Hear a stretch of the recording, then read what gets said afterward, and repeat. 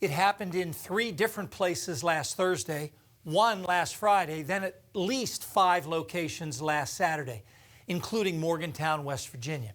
I'm talking about a lightning delay in a college football game, which happens a lot more than you may think, especially in the first few weeks of the season. Now, here are the college football teams that were hosting games affected by lightning last Saturday. The Penn State game was delayed more than 2 hours at halftime. The games in Columbia, South Carolina, Charlottesville, Virginia, and Huntington, West Virginia were all delayed in the first half, while in Lexington, Kentucky, the game didn't start until after 10 p.m. due to lightning. Then the game was eventually stopped after midnight in the third quarter by another lightning delay. Friday night, the start of the Michigan State game in East Lansing was delayed by lightning, while Thursday night, lightning affected games in Raleigh, Minneapolis, and in Des Moines, Iowa, where Drake University's season opener was canceled at halftime after a lengthy delay.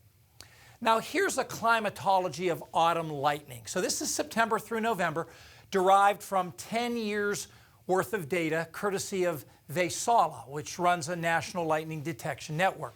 The hot spots stretch from the Central Plains into eastern Texas, and no surprise, the southern half of Florida. Lightning really tails off in Pennsylvania in the fall, still a bit in the eastern part of the state. And now let's put a dot at all the college football locations that have averaged 50,000 fans at their home games in the last 5 years. There are 37 such venues. Now, the most vulnerable stadiums based on this lightning climatology are at the University of Oklahoma, Oklahoma State, University of Missouri, University of Arkansas, Texas, Texas A&M, and in Florida, the University of Miami of Florida. I'm only aware of one published study about college football and lightning. It found 126 lightning-affected games in the 6 years from 2010 to 2015.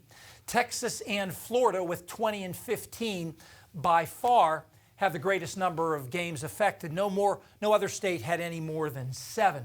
And by the way, if you add all the numbers up, you get 136, not 126. That's because 10 NFL games are included here. As far as the type of lightning impact on college games, about half the time it's a delay during the game. A quarter of the time it's a delay to start the game. And about 15% of the time, lightning actually stopped the game. Almost 2/3 of these lightning-impacted games were played on or before September 21st, so this is primarily an early season problem. Penn State's lightning delay on Saturday was their 3rd in the last 7 years.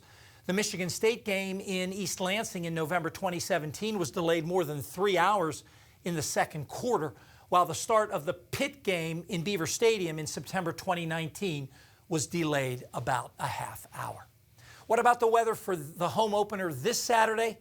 That's in the extended forecast. Next.